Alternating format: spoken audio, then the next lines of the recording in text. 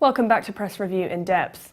Many are saying that long-serving Algerian President Abdulaziz Bouteflika has won the presidential election and will be entering his fourth term. Let's see what the press is saying.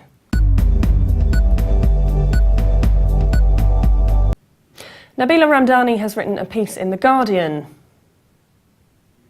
She writes that as Bouteflika himself turned up to cast a ballot in the election he has now won, many are concerned about his long-term tenure. This will bring his term to 2 decades, which sits uncomfortably with Algeria's claim to be an exception to the unjust rule that sparked Arab Spring revolutions in Libya, Tunisia and Egypt 3 years ago. She adds he won an unlikely 90.24% of the vote when he stood last for re-election in 2009, and his opponents are still making accusations about vote rigging. She continues, Bouteflika's record of national service is unquestionable, but he has always placed security above democratic and economic progress. He is a veteran of the National Liberation Army, which defeated France, the former colonial master, in 1962. She concludes there have been outbreaks of organised dissent across Algiers in the past few days, and these will certainly continue after Election Day, which many banners describe as April 17th, Day of National Mourning. And Rebecca Suna asks in Vice News, will Algerians rise up against their crooked election system? Suna writes Algerian elections are pretty obviously not fair. The last time around, in 2009, Bouteflika was re-elected with a suspiciously high 90% share of the vote. She adds the president is seen by some as having restored stability following the Black Decade in the 1990s, a bloody civil war that was triggered by the cancellation of an election set to be won by the Islamic Salvation Front. She adds during the 21-day campaign, opposition groups called for a boycott of the election, with small sit-ins and actions taking place across the country and in the capital of Algiers. Bouteflika amended the constitution in 2008 in order to be able to run for a 3rd consecutive term in 2009. In an attempt to placate the protesters, Bouteflika lifted the state of emergency that had been in place for 19 years and passed new laws allowing more freedom of expression. She concludes whether opposition groups can gather enough momentum to oust Bouteflika and reform his outdated regime now depends on whether Algerians want to turn widespread disaffection into action or if they're still petrified from the memories of past conflicts. We're now joined by journalist Yasmine Ryan, based in Tunis. Thank you so much for joining us, Yasmine. Thank you for having me, Carmen. My first question is it clear that Bouteflika has won the election, and was this in any way a fair election? The official results are due out in about 1 hour, but it does seem clear that Bouteflika has won. Sadani, the Secretary General of the FLN, predicted the results days before the election was already even held, and it looks like the results are even higher than he predicted. So, yeah, that was a given ahead of time. The allegations of fraud are coming from the Ben Fleece campaign, who was the key contender, and there's been systematic fraud in almost every Algerian election in the past, and that's been proven.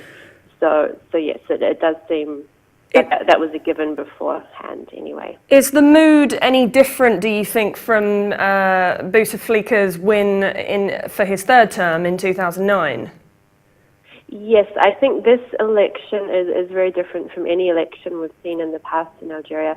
Al Watan just called it, they just had an article out saying that it will go down in history as the election of the absurd. The reformists didn't take the election, but I think a large part of the Algerian elite who supported Bouteflika in the last 3 elections have shifted their support away. A lot of people really thought this election could have been an opportunity for change, for opening up for other candidates, and that hasn't happened. Many people have noted that Algeria is lacking any kind of popular protest. Are people still reeling from the trauma of the 90s and the early 2000s? Do you think they are fearful of protesting? Yes, Algeria has a different history from any of the other countries in the region. They had their uprising in October 1988, and that led to the first experiment with democracy, which ultimately led the way to a 10-year civil war. So yes, Algerians are a lot more tentative to go on the streets, but there is a lot of people now calling for a consensus that they want. There's a lot of calls from the Bouteflika campaign, also from the FFS, the leading opposition party, for now that Bouteflika has won the election, to have an actual Tunisian-style national reconciliation talks. And certainly no Algerian wants to. They've seen what happened in Syria, in Libya, and Egypt. So that's why people have been quite cautious. Could Algeria have its own Arab Spring? I think. Algeria had its Arab Spring 20 years before everyone else, so I don't think it can be seen in the context of that. But I think the reformist movement has gained massive ground. People are talking about fraud openly in a way that they haven't in the past. Bouteflika's campaign and his presidency really is seen as a joke by so many people that something has to give, and I think everybody knows that. And Algeria has been noticeably absent from the media due to coverage of Syria and Egypt. Do you think that will change in the English language media? Do you think there'll be more coverage of Algeria now?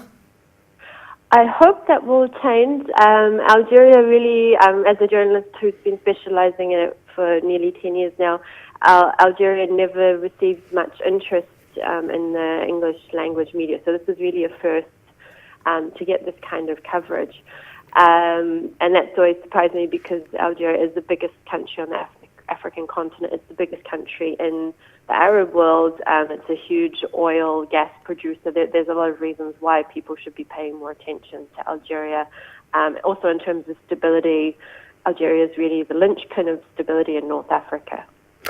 Thank you, Yasmine, for joining us to discuss the latest Algerian presidential elections. Thank you.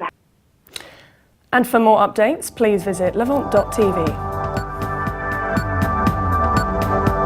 Thanks for watching. Bye for now.